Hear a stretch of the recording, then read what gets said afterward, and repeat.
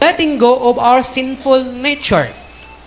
Kung may letting go of our sinful nature, hiyaan mo, palikdan mo man letting go of your sinful nature. We cannot please God by living in the same life He has freed us with. Dili ka makapahimuot sa Ginoo kung magpabilin ka nga magkinabuhi sa kinabuhi nga gitagaan nagkagawasan sa Ginoo. Dili pwede nga kaniadto nga kinabuhi nga wala pa ka diha sa kamot sa Ginoo, mao gyapon na kinabuhi ang imong ikinabuhi karon nga naa na ka sa kamot sa Ginoo. Dili pwede. Ingon si Pedro, ingon si Paul mismo, gilansang nako uban kay Kristo og namatay, og nabanhaw, og karon dili na ako ang nabuhi diri kanako kun dili si Kristo na. Naabay namatay. Unya nabanhaw nga mao gyapon? Wala. Even sa atuaon niyang pagkamatay o nagbalik sa Ginoo or mamatay o maabtan ta sa pagkabanhaw, mausab ang atong lawas. Ilisan sa Ginoo og lawas nga dili na madunot. So doon nagikausaban. The same pud na diha sa atuang pag-alagad sa Ginoo. Kung gitagaan ka na kagawasan sa Ginoo, kani atong panahon giluwas ka niya, dili na to dapat na klase sa kinabuhi ang imong kinabuhi karon. Kasi ingon sa 1 Corinthians 5:15 ba to? 1:17? Ha? Ang ingon niya, ang daang pagkatao miagi na og tan-awa ang bag-o miabot na. Milabay na. Mao nibot pasabot, letting go of our sinful nature. Kung ang ato ang hunahuna sa una, walay tinguha magpahimaya sa Ginoo, walay tinguha magpasidungog sa Ginoo, kaya ang atong Ginoo na maulang ning mga kalibutanon na mga kahilayan, dili na nakaron. Dapat mausap na siya. Ang imuhang tinguha na, ang imuhang hunahunahon na, kung saon nimo nga mahimaya, mahimuot ang Ginoo diha sa imuhang kinabuhi. Kay kung mao gyapon tong imuhang klase nga hunahuna kaniadto, pagbantay kay basin wala pa yun ka makaangkon og kagawasan diha sa sala. Ingon ang verse 6, so letting your sinful nature control your mind leads to death. Ito, Mr. Yang. Size. Sa Roma, 8 size nga doon sa 8. Roma.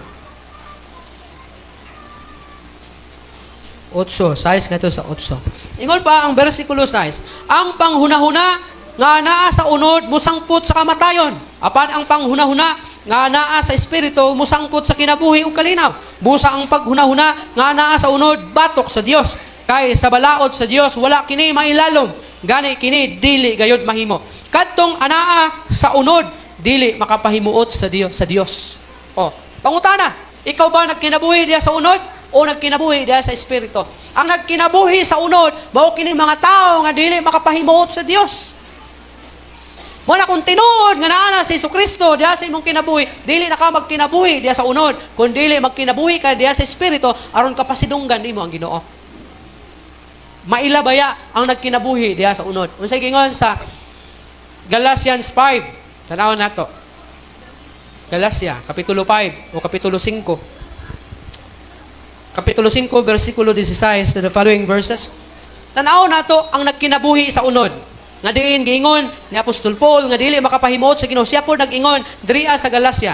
Apan ako mag-ingon, pag kinabuhi kamo diha sa espiritu ug ayaw ninyo tumana ang mga tinguha sa unod. Kay ang mga tinguha sa unod supak sa espiritu ug ang espiritu supak sa unod. Kay kini silang duha nagkasumpaki sa usag-usa aron dili kamo makahimo sa buot ninyong buhaton. Apan kun kamo gimanduan sa espiritu, kamo dili ilalom sa balaod. Og dayag kayo ang mga buhat sa unod nga mao kini.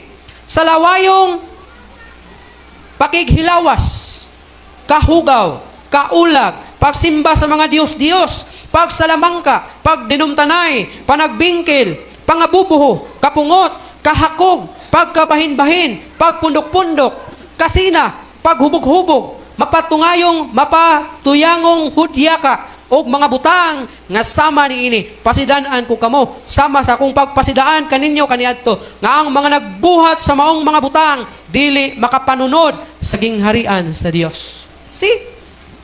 klaro kayo ang mga buhat na makita diya sa unod. So kung ikaw, ana pa sa unod nun, mauni ang kinabuhi nga imong maipakita.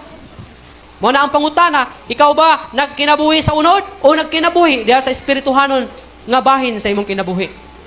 Kay kung nagkinabuhi ka diya sa unod, dili ug dili gayud nimo mapasidunggan ang Ginoo. Katapusan, keeps your faith burning. Unsa to ganina? Kinahanglan nga kita adunay kahadlok sa Ginoo, kinahanglan nga kita magtuman sa mga kasuguan sa Ginoo, o kinahanglan nga ato ang talikdan biyaan ang ato ang pagka makasasala. Ug ang ikaupat, keep your faith burning. Sa Bisaya pa, kinahanglan magakalayo kanunay ang imong pagtuo sa Ginoo. Ang reason nga nung dili ta usahay or kasagaran makapahimuot sa Ginoo sa tuang kinabuhi kay patay sindiman ang atoang kalayo.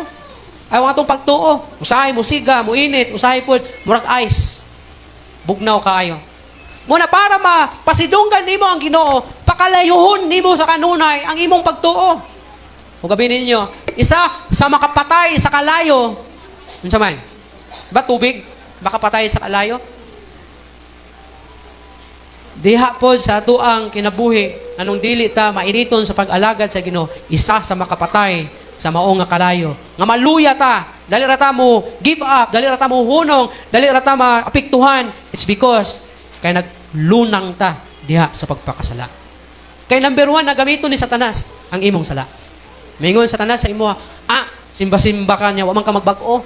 Tanaw na imong kinabuhat Damito na Satanas, i-remind niya na kanunay kanimo nga dili ka angay mga lagad sa Ginoo kay wala pa ka muundang sa imong pagpakasala. Mo nang dali ra ka maluya, dali ra ka maapektuhan, gamay lang nga istorya mangluod na ka. Gamay lang na makita nimo, masakitan na ka, makadungog lang kagwali ni pastor, di nakabusimba kay nasakitan ka.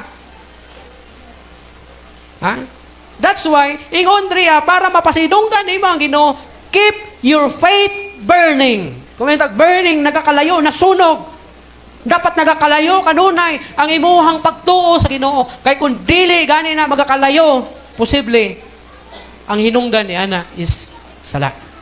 Nagpabilin ka sa kahimtang diha sa pagpakasala. Kay kini nga mga pagpakasala, mo'y mubira kanimo palayo sa Ginoo. Kay mao man ning gamito ni Satanas para di ka maka-move forward sa pag-alagad sa Ginoo. I-remind ka ni Satanas kanunay ni ining imuhang sala. Dapat katong kanta bitaw nga, I have decided to follow Jesus, no turning back. The world behind me and the cross. Ano na? Tama ba ko? The cross before me and the world behind me. Dapat talikdan na nimo, mag-focus na ka sa cross diha sa imong atubangan, which is si Kristo. Mag-focus na ka diha kang Kristo. Katong imong old life nimo, imuha na to siyang talikdan. Pero ang reason nga nung dito matalikdan, kung padayon to nimong pagabuhaton gyapon. Maglisod jud kag focus sa cross diha sa imong atubangan. If our God or if our goal or aim in life is to be pleasing before God, then we must have faith. Kung ato ang goal atong tinguha sa kinabuhi is pasidunggan nato ang Ginoo, then siguraduha nga ikaw adunay pagtuo. And let us seek Him day and night with all our hearts. Not only on Sunday, prayer meeting, but day and night. Mao ni ang pahinumdom sa Ginoo kay Joshua. Sa diha nga namatay si Moses, okay, hatag ang responsibilidad kay Joshua nga dalahon ang Israelites nga migawas gikan sa nasod sa Egypto ngadto sa tabok sa Jordan aron mopuyo sa promised land o sa Canaan. Ingon ang Ginoo kay Joshua, pag malig-on o pag maisugon, tun-i ang balaod adlaw o gabi. See? Wala nga gingon dito, tun-i ang pulong sa Ginoo, matag adlaw ipapahulay. Sabado, atong ilahang panahon sa una. Wala man po nag-ingon dito ang adlaw Domingo. Kundi, day and night. Mao ni siya ang pahinumdom sa Ginoo usab kanato. If you want nga mapasidunggan nato ang Ginoo sa atong kinabuhi, kinahanglan pangitaon nato siya day and night sa ato ang kinabuhi sa tibuok natong kasing-kasing. Ingon ang Hebrews 11:6, nag-ingon siya, and without faith, it is impossible to please God. Kung wala kay faith sa Ginoo, imposible nga kapasidunggan nimo ang Ginoo. Because anyone who comes to Him must believe that He exists and that He rewards those who earnestly seek Him. So kinahanglan nga ato agyod na tuuhan ang Ginoo kung gusto ta nga kapasidunggan nato ang Ginoo.